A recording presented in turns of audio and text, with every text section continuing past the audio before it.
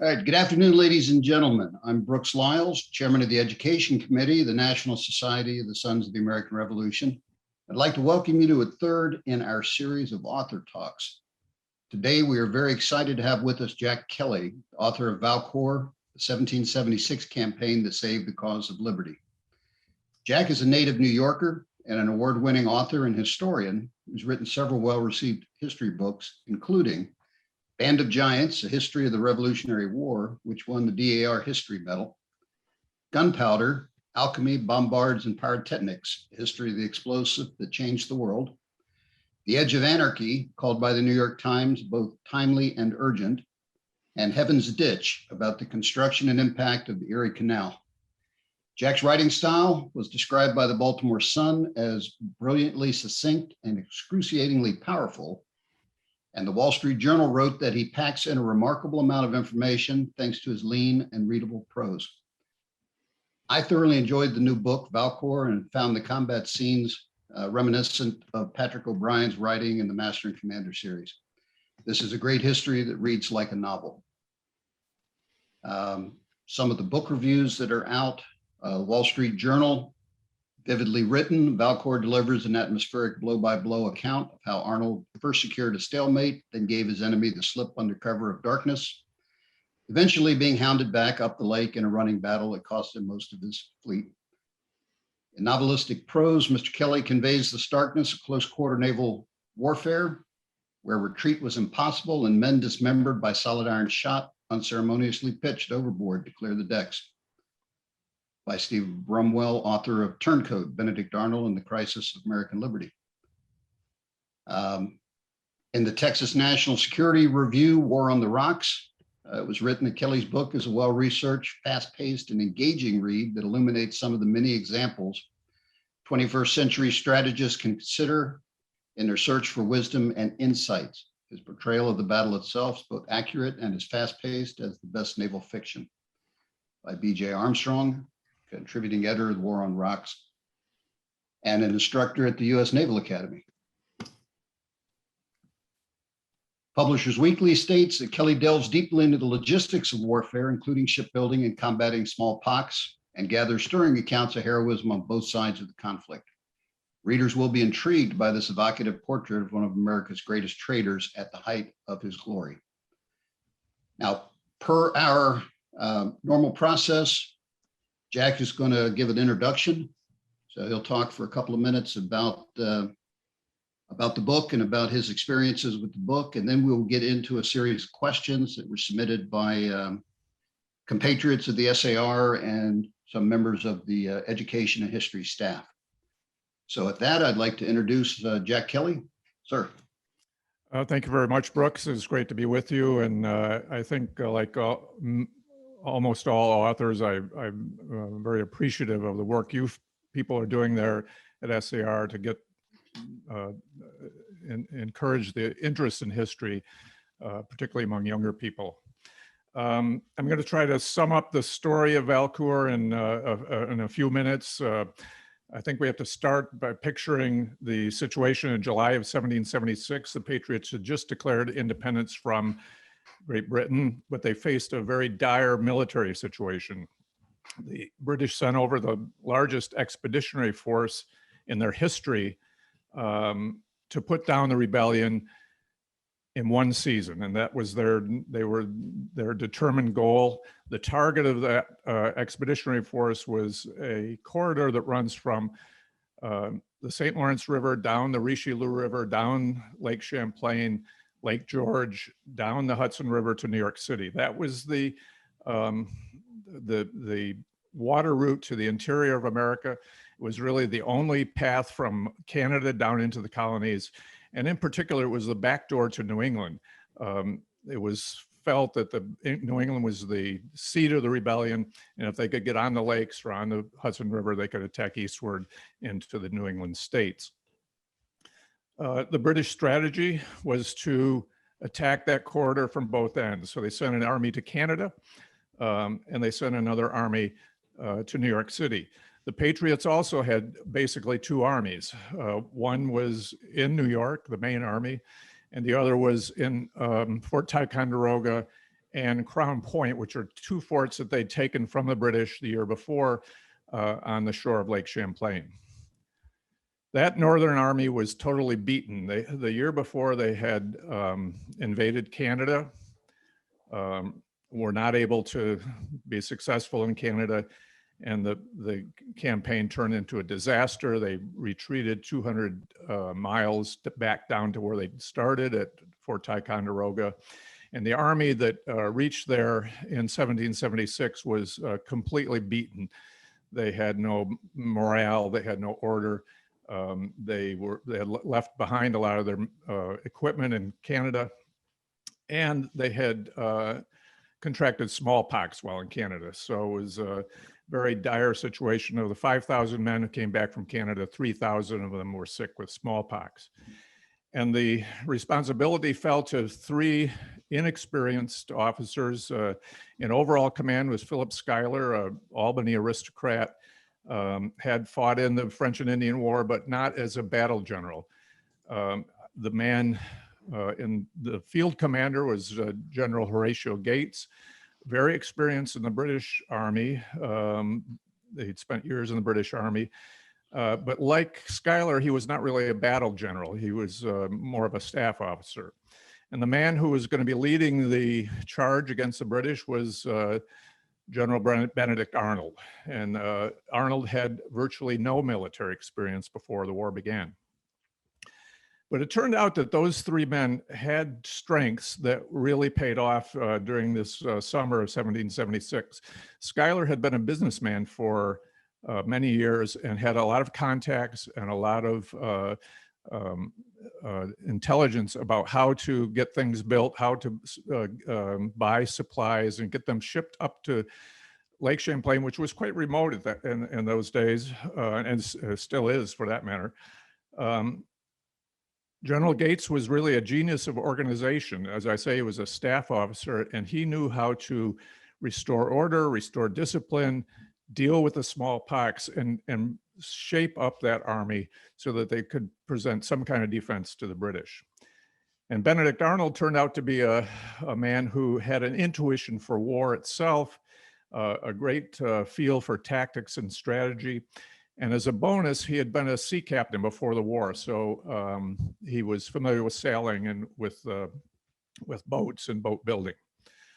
So that summer, there began an arms race. The British were building a fleet at the very northern end of Lake Champlain, up on the Richelieu River. They both built ships from scratch, and they had boats that they dismantled, dragged up there, and reassembled. The Americans were building their fleet at the very southern end of Lake Champlain, in a largely wilderness area at that south end. The Americans were building gunboats and what they called row galleys. The gunboats were about 50 feet long, really oversized rowboats. The row galleys were another 20 foot longer, about 74 feet long, and were sailing ships, but of a small variety, and they could also be rowed. It made them good for fighting in the lake. The British, under General Guy Carleton, who had been the governor of Canada, was now the military commander, were building a much bigger fleet. They had schooners, they had some very large boats that they were constructing at the north end of Lake Champlain. While all this was happening during the months of July and August on Lake Champlain, the events in New York City at the other end of that corridor were quite disastrous. George Washington started out with an army of 20,000 men. The British landed a much larger 40,000 man army on Staten Island. They defeated him on Long Island in August. In September, they took New York City. Washington barely escaped with his army. They pushed him back northward. They fought in White Plains. By November and December, Washington was retreating across New Jersey, continued to retreat to the other side of the Delaware River into Pennsylvania. And at that time, he wrote to his brother, And he said, I think the game is pretty near up. That was really one of the low points of American history. So it became even more crucial that the campaign in the North have some kind of success. Benedict Arnold had a very keen sense of the value of time in warfare. He knew that taking the initiative, getting the jump on the enemy, surprise, these things could be very valuable, and that time was an important resource. So in August, before their fleet was completed, he took a portion of that fleet and sailed up to the north end of Lake Champlain. And he spent 6 weeks there, learning the waters. He would go around and take soundings of all the little coves and bays that are up there. It's a very complex terrain. There's I think 100 islands in Lake Champlain. They're all mostly gathered up there in the north. He tried to get what intelligence he could about the British progress and their plans. And he had to train his crews. A lot of the crews for the gunboats and these row galleys were drawn from the army. And many of them were farmers. They really didn't know much about sailing. It was very difficult duty. These were open boats. The gunboats were as I said, like a large rowboat. And it gets very cold up in northern New York in September even. Storms come down. These men were wet. There was no berths on those boats. There was no hammocks. They just simply slept on the deck and were damp all the time, and had very little opportunity to go on land. On October 11th, finally, the British came down south on the lake, and scouts saw the sails on the horizon.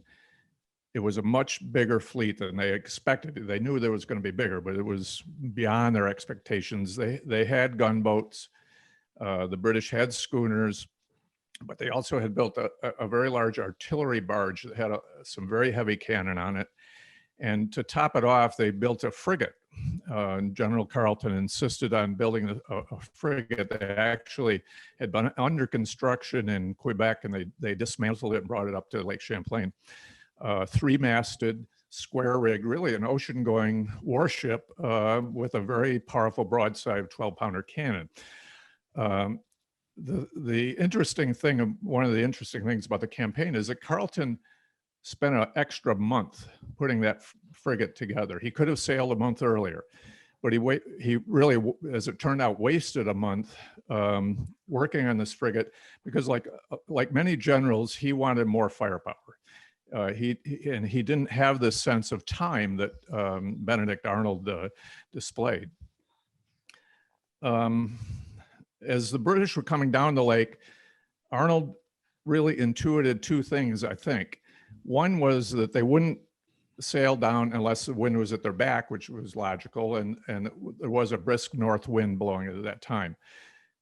Arnold, to take advantage of that, had placed his fleet behind an island called Valcour Island that's about a mile off the New York shore. And there's a rather narrow bay that separates the island from the mainland. They were protected there and they were hidden so that the boats coming down the main channel of the lake couldn't see them as they were approaching. I think Arnold also intuited that Carleton would be in a hurry. The logical thing would have been for Arnold to have retreated, gone back down the lake to Fort Ticonderoga and saved the fleet and fought down there near the fort. Many of his officers, several of his officers pleaded with him to do that, particularly once they got an idea of how powerful the British fleet was. But Arnold figured, well, Carleton would think the same thing, and he wouldn't be sending out scouts. He wouldn't be exploring every little cove and bay, looking behind every island. And that turned out to be the case. He came roaring down the lake thinking that Arnold was escaping and he wanted to catch up with him. Arnold let the British fleet go past Valcour Island. He even had to send out a few ships to fire at them from behind to make them aware that they'd already passed the American fleet. They then had to turn around and sail into the wind in order to fight the Americans in this rather narrow bay. And it turned out that the major British ships could not get into the bay. They could not tack back and forth quickly enough. They didn't have the room to move against the wind. In particular, a square rig ship is very, very difficult to sail in any direction towards the wind. So largely the main part of the British fleet were simply spectators to the battle. The British gunboats, which were like the American gunboats, were largely rowboats, were able to row up and form a line parallel to the American line. And they then began a 7-hour cannon duel between the two lines of ships. Very stressful form of warfare. There's nowhere to hide. There's no taking cover. The cannonballs would blast through oak plank, and you just had to do your job and hope you didn't get hit by one of them. They had to hold that line. If the Americans had allowed the British to break the line, it would have been a disaster for them. So through those 7 hours, they were able to hold the British off and really fought the Royal Navy to a draw, which was quite an achievement for an ad hoc fleet that they just put together that summer. They used up 3/4 of their ammunition. Damage was done to both sides. The Americans lost the gunboat Philadelphia. It sank right after the battle was over. But it got dark, and then the question was what to do. Some said, we're going to have to surrender, have very little ammunition, and the ships are taking on water. And Arnold said, no, we're going to escape. And the work that they'd done while they've been waiting to learn the waters and to take soundings of waters allowed them to go very close to the New York shore in the dark and slip right through the British fleet, it left the British flabbergasted, and it's still, I think historians still scratch their heads over how exactly pulled that off. They then began a race down the lake for a couple of days. The Americans had a head start, but the British had the faster ships, eventually caught up to them. They captured one of the American row galleys and about 110 men, I think, on it. And they then fought it out with Benedict Arnold for 2.5 hours in a second battle farther south on the lake. Arnold, running out of ammunition, finally directed his fleet into a small cove, really, called Ferris Bay. They ran aground. They set their ships on fire, the gunboats and the one row galley had left. And they then walked out and escaped down to Fort Ticonderoga and waited for the British to attack. So everything was now focused on Ticonderoga, and they waited a week and then another week, and nothing happened. They sent scouts up eventually, and Carleton had decided to go back to Canada. He was, in a way, he'd lost his nerve, I think you could say, but he was also very prudent. Lake Champlain does freeze, or in those days in particular, would freeze over fairly early in the season, and he didn't want to start a battle or a siege at Ticonderoga and then have the lake freeze behind him. That would have been a disaster because it would have cut off his supply line. So that was the end of the campaign. And just to conclude, I refer to this as the most important unknown battle of the Revolutionary War. And I think there's two reasons in particular I could point to. One is that 1776 was the best chance that the British had to win the war outright. Later on, they may have had chances to win a negotiated settlement, but in 1776, they had a preponderance of force and they were determined to win the war. And the fact that this campaign played a part in them failing to win the war was huge for the Patriot cause. The second is that once the British went back to Canada, Horatio Gates and Benedict Arnold marched 600 men from Fort Ticonderoga that were no longer needed there, all the way down to Pennsylvania to join Washington's army. And they arrived just in this, I think, the second, third week in December. Washington was trying to make a decision.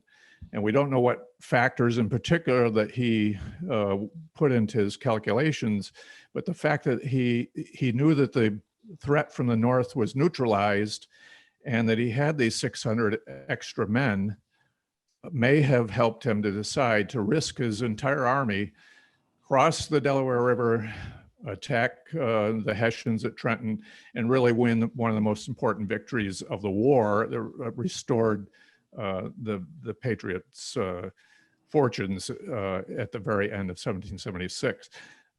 Some of the men who fought at Valcour Island in October also fought at Trenton in December.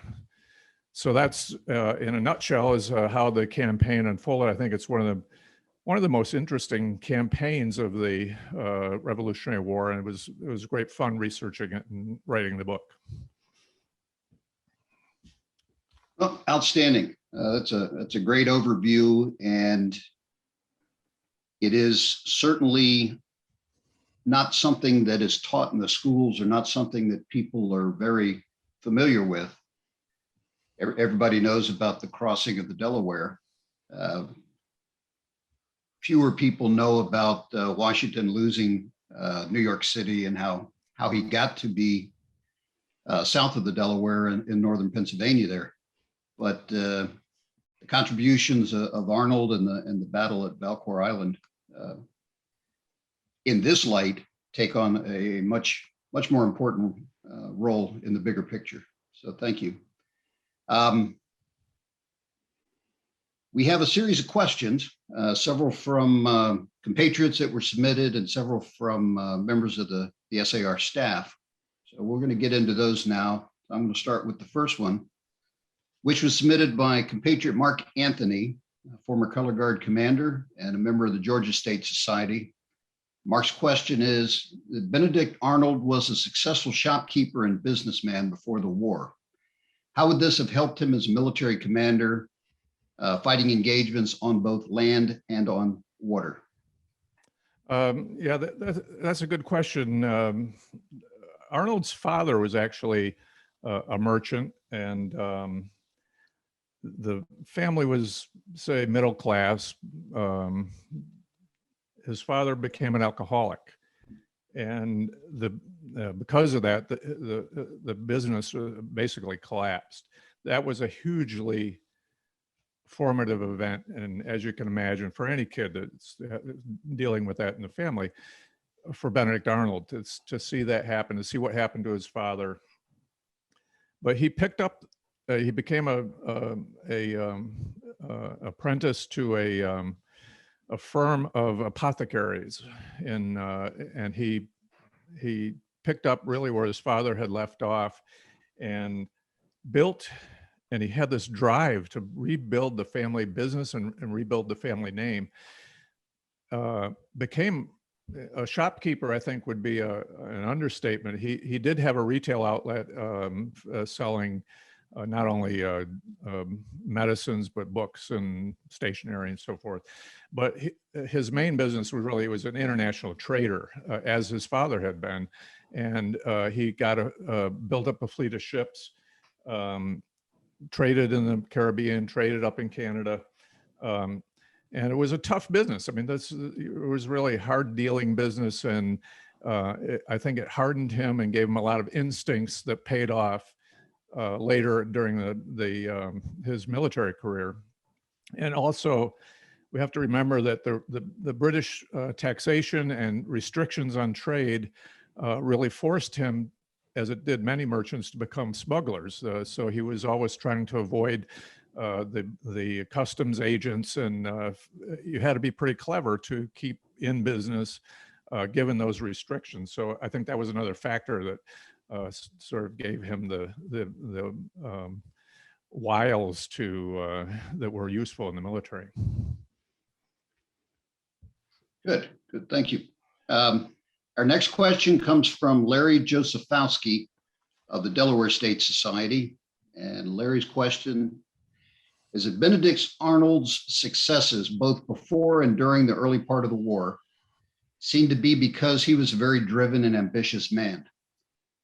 Was it ambition or patriotism that drove his participation in these early battles of the Revolution? Well, I would certainly agree that he was a driven man. And I have to say, the short answer is that it was patriotism. I mean, he was very well established, quite wealthy, and had a large business, a lot of business interest when the war broke out. And then one day, when the news of Lexington Concord arrived in New Haven, where he lived, and one day he decided to give that up largely.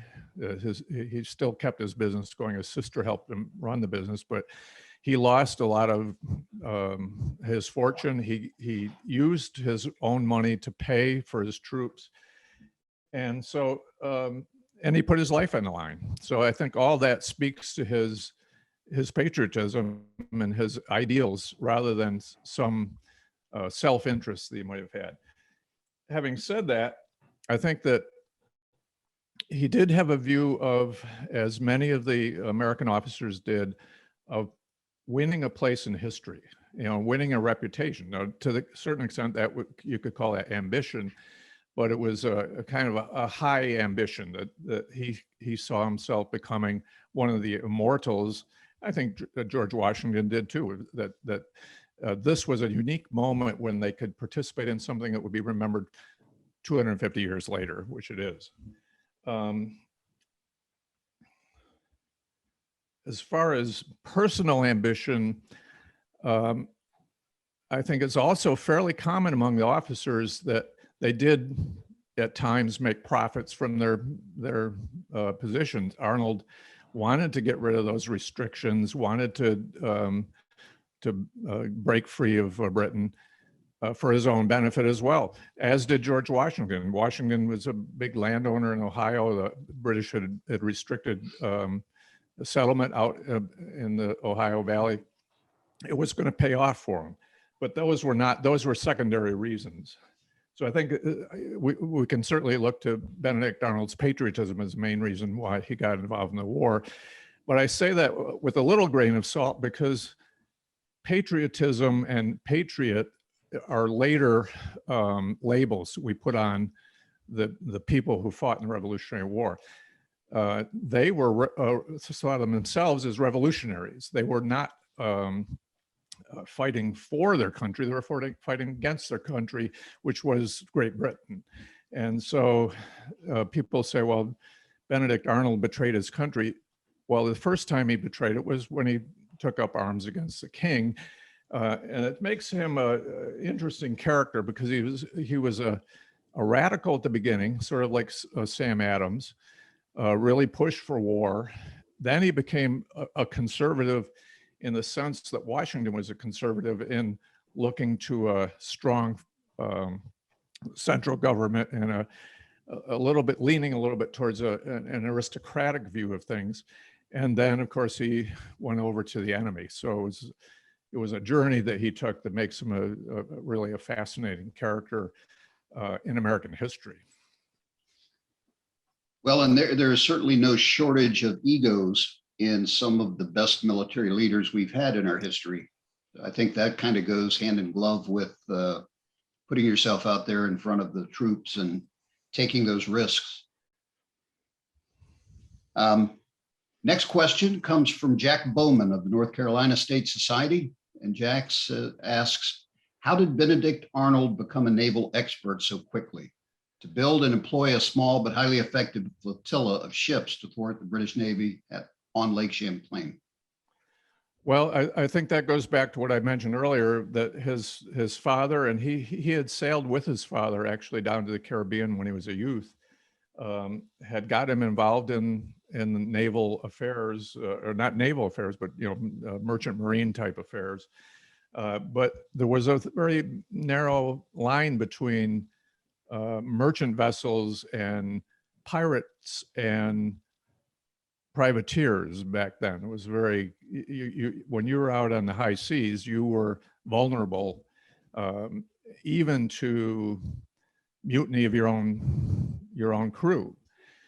I think this played a huge role in Arnold's preparation for the military, because he had to be able to assess men that he was hiring. He had to be able to assert himself enough that they wouldn't dare mutiny. Just the traveling around, seeing the world, going up to Canada. He had a lot of experience in Canada. He traded, he would buy horses up there and trade them down to the Caribbean. He knew the terrain of North America probably as well as almost anybody. Interesting that Washington was a surveyor and had gone out to the west to survey. Arnold had been up to Canada, on Lake Champlain, down to the Caribbean, over to England. And so it gave him a kind of worldly view of things. All of those played into his success militarily, I think, even though he didn't have formal military training. All right, thank you. Next question is from the education staff. Why is the action on Lake Champlain during the summer and fall of 1776 so often neglected in the histories of the war? Yeah, I often cite David McCullough's book, 1776, which I think is one of the most popular books about the Revolutionary War. It was focused on the war during that year. And I'm a great admirer of David McCullough. I think he's one of our great historians, narrative historians in particular. In that book, he did not mention Valcour Island. He did not mention the Northern Campaign whatsoever. It wasn't that he slighted it. He just didn't even mention it. Never, not a single mention in the whole book. A book that focused on that year. Now, as to why that is, I think the first and foremost reason that this campaign is neglected is Benedict Arnold. It's very easy to sing the praises of George Washington, and it's not, it's a little different if you're singing the praises of the man who's considered the greatest traitor in our history. The other thing is, it was a very remote area up there, unlike New York City, where Washington was fighting around New York City, and that's where David McCullough focuses his story. The northern part of Lake Champlain is still, to this day, fairly remote.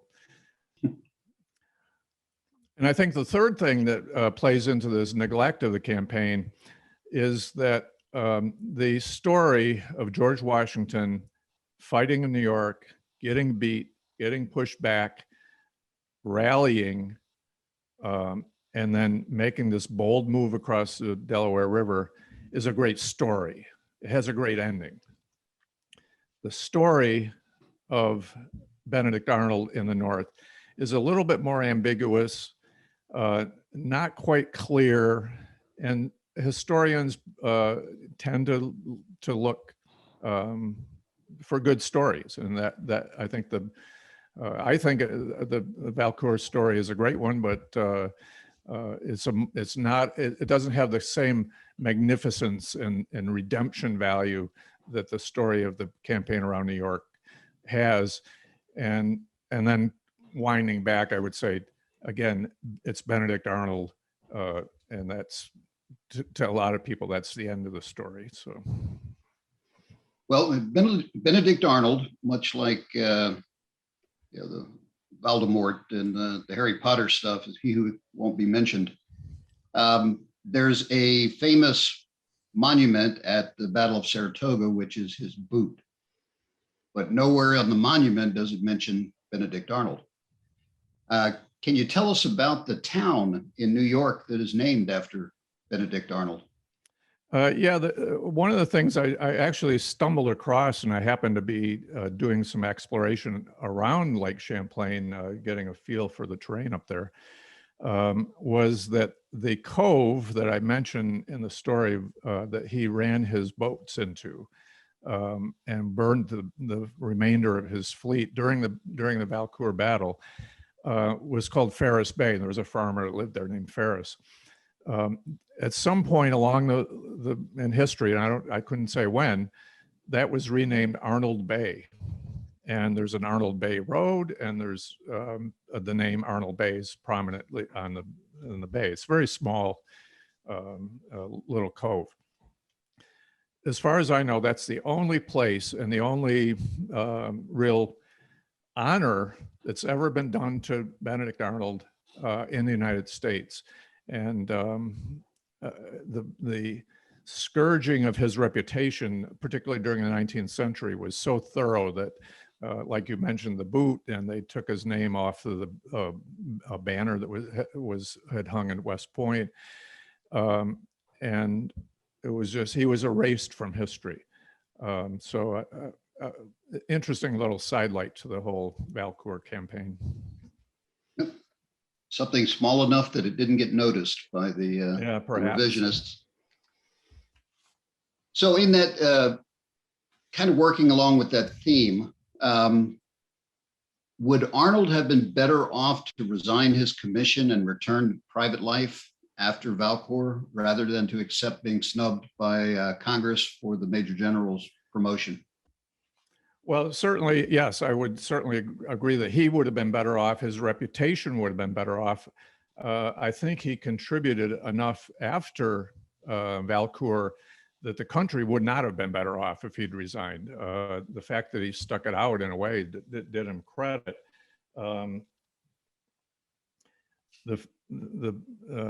As things unfolded, he did intend to resign and did submit his resignation to Congress in 1777, but the emergency at Saratoga with General Burgoyne invading from the north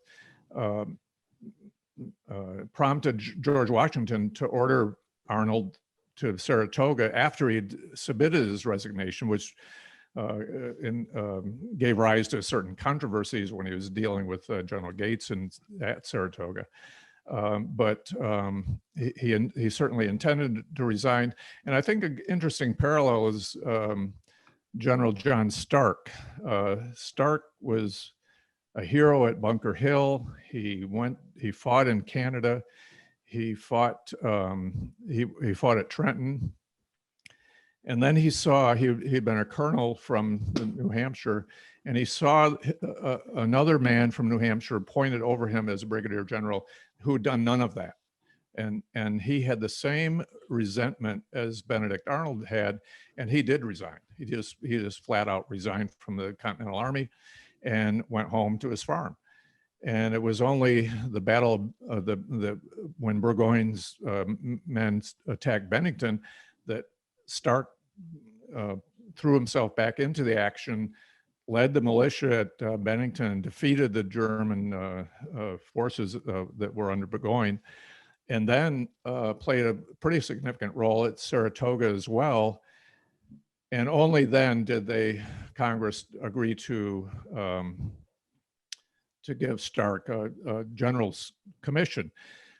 They also not only gave Benedict Arnold a major general commission, they restored his seniority, but again, after the fact, after Saratoga.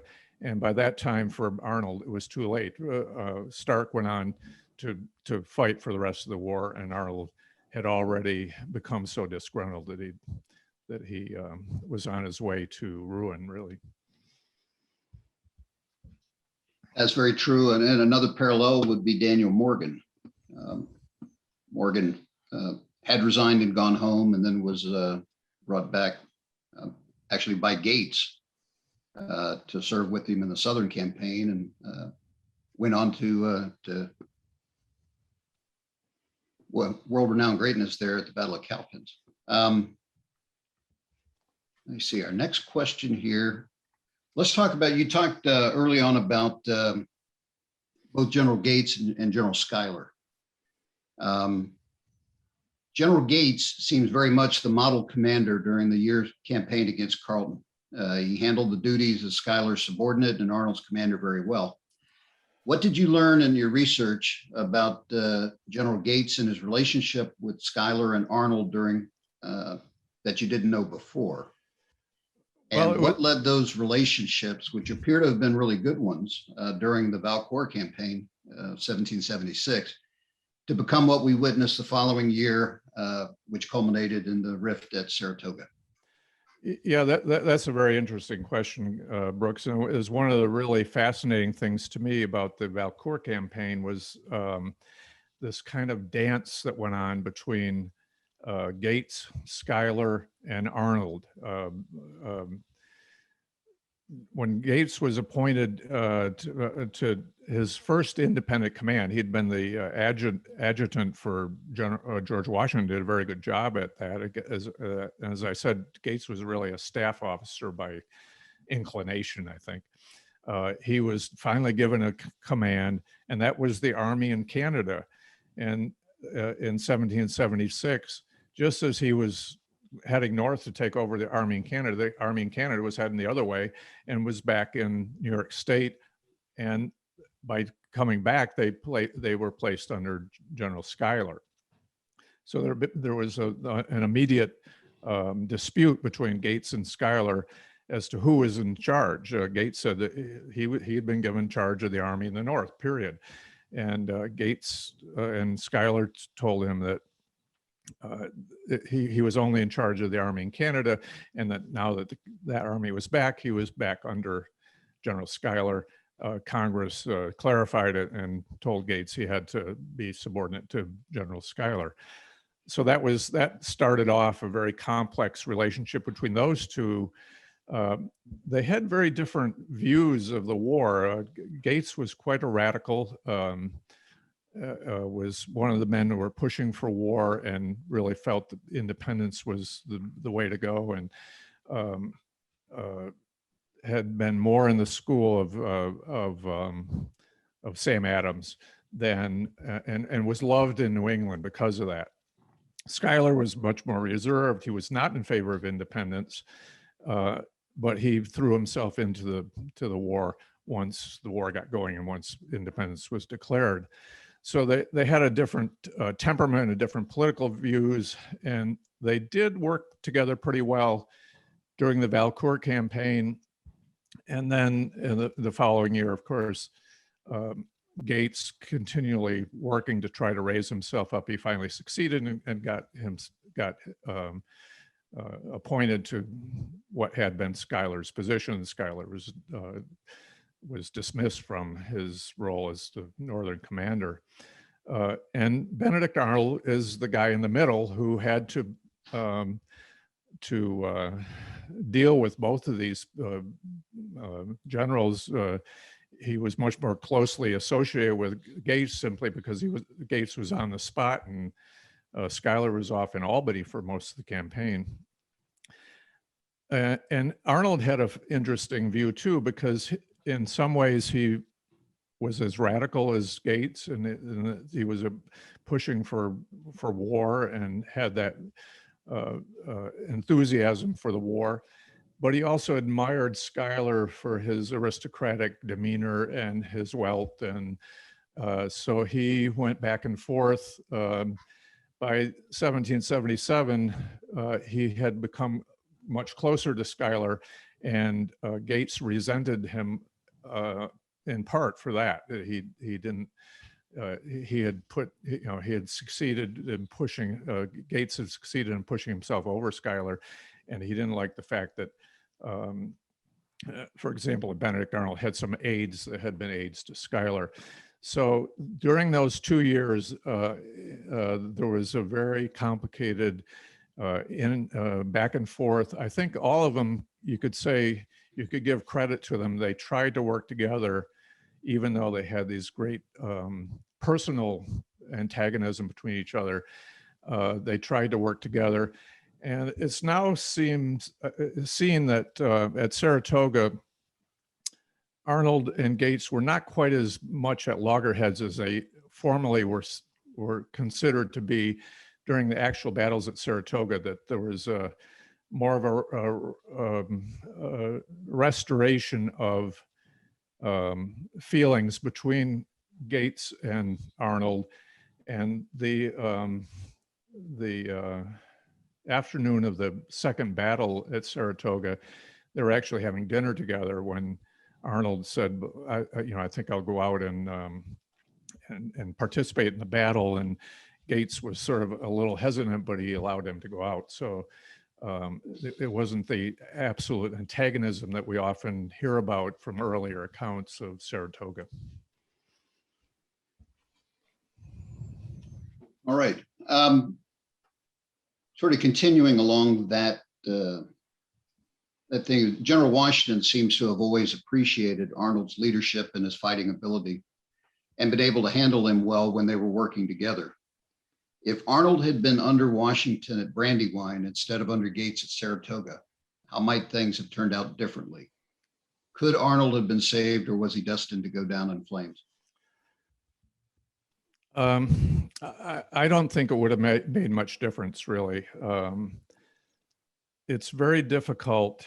The if question in history, it's always difficult to answer. And with Arnold, it's even more difficult because it's hard enough to try to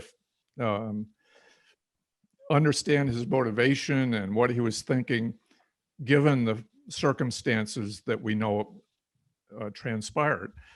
If we try to imagine what he would have done if the circumstances had been different, it makes it even more difficult. So it's very hard. That's a very hard question to answer.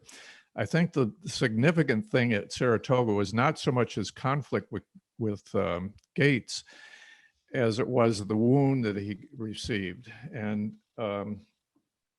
we don't talk too much, and we really don't know very much about things like PTSD in the Revolutionary War.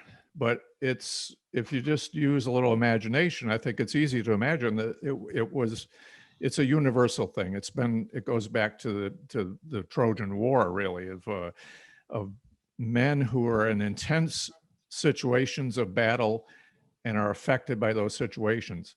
There were very few men in the early part of the Revolutionary War that were in more intense settings than Benedict Arnold, and saw more action and more hardship and more death and more gore, and whatever you want to say, than Benedict Arnold did. And so it's not that hard to imagine that he was affected by that.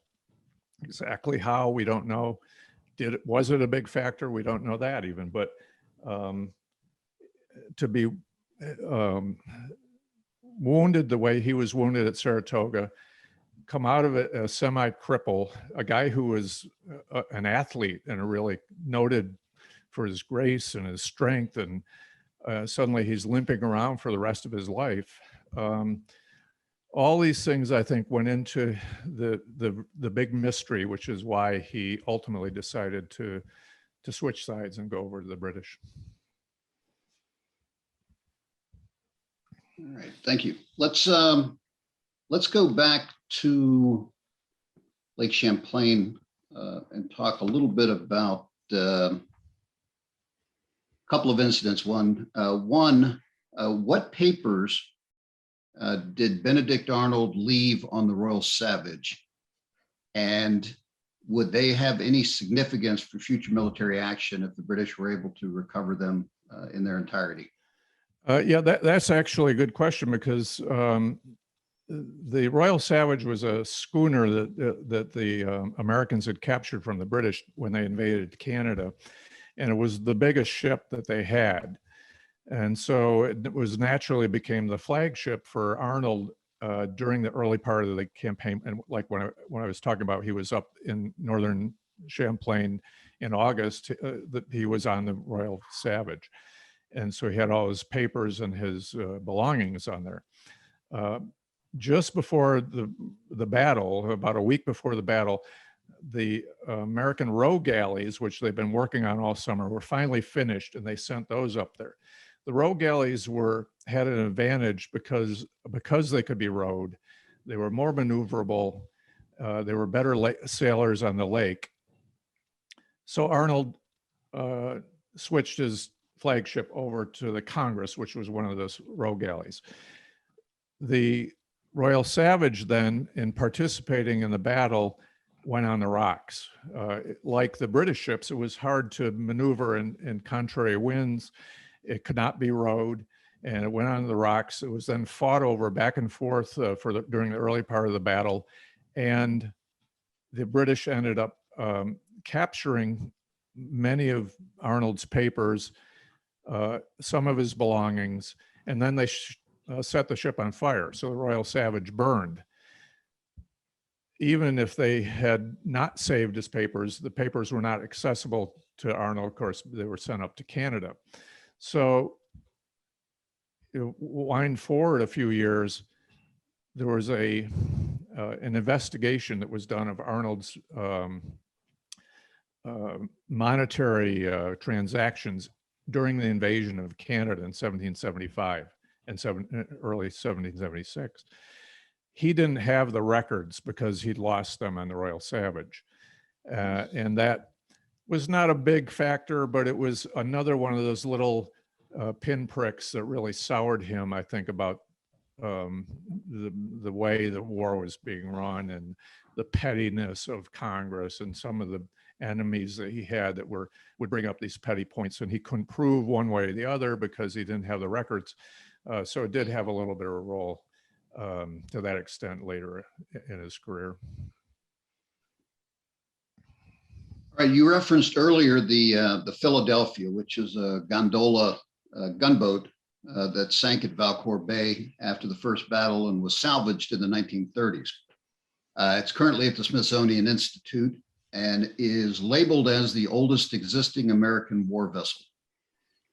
Could the Lake Champlain, well, first tell us a little bit about the Philadelphia, and then I have a follow-up question to that. Okay, yeah, that was one of the 8 gunboats that were constructed before, during the summer, and it happened to be shipbuilders from Pennsylvania had come up there, and so they named it the Philadelphia.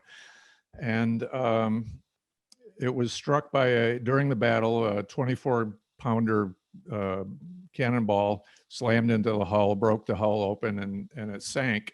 They got the men off, but the ship just went down to the bottom.